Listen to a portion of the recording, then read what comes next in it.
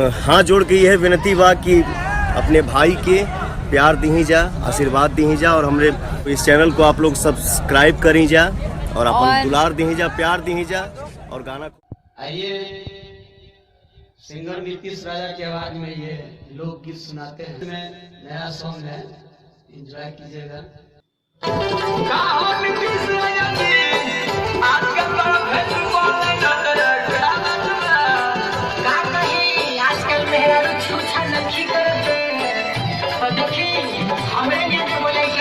हमरे जैसा तुम कैसे कहता भाव में कहता सुनी रही नई खे जरूरत कवनो जाना ना हो बारे में हर बाल सब किया जमाना हो तजब से ले बनी मोबाइल वीवो 5 हो माजा भर पेट मिलता तमी हर से बेसी माजा देला हमारा लाइव हो माजा भर पेट मिलता ना हम कहो और बजाइब ना हम जाइब सौदिए रानी ना हम जाइब सऊदी आ घर ही रह के भूख लगाई भरब तोहर हो रानी भरब तोहर हो तभी भी कोलनियन हम तहरा से जीवन रहो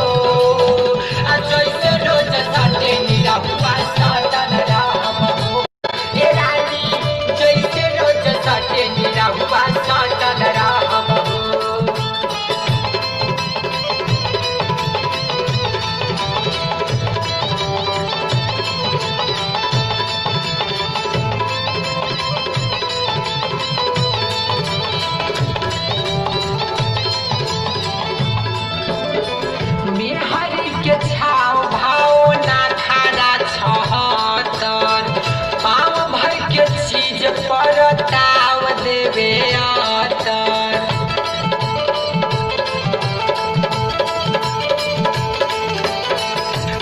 हरि के छाव भावना खारा 76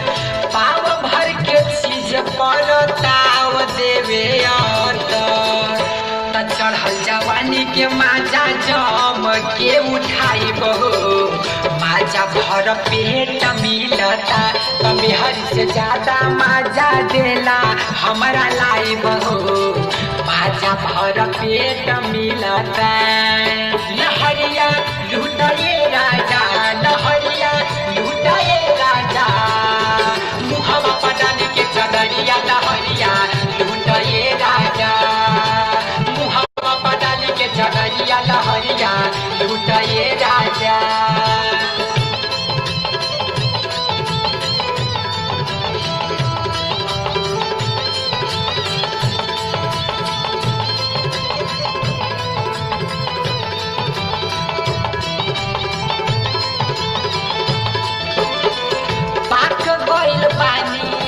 खात हलावा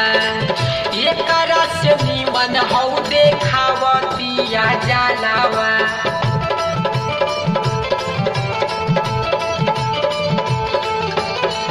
पाक गइल पानी एकर खात हलावा आ एक रस निमन हौ देखावतिया जलावा त रोजे नया नया बाल से बतियाई बहो माजा भर पेट मिलता तभी हर से बेसी माजा देला हमारा लाई बहो माजा भर पेट मिलता। देखी आजकल विधायक जी भी खूब ऑनलाइन रहता रे, दिन रात बिजी रहता रे और सुबह जी भी कम नहीं खा हमार भाई सुनील सावन कहियो पूरा नेपाल हिलौले बजपा हाई संतोष को कम नहीं खे का कहियो हम ओकरा कहता नीतीशवा बातो सुना राजमोही न हो अभी त भर के कपड़ा पहन के देखावे हट सीना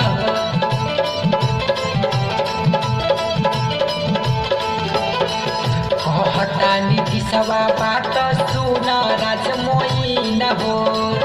बीता भर के कपड़ा पहन के देखावे हॉट सीन हो छोट सामान खातिर नीलेसना छुछुआई बहो माजा भर पेट मिलाता तमिहरी से ज्यादा माजा देला हमारा लाई बहो माजा भर पेट मिलाता तमिहरी से ज्यादा माजा देला हमारा लाई बहो माजा भर पेट मिलाता तमिहरी से ज्यादा माजा देला हमारा लाई बहो माजा भर पेट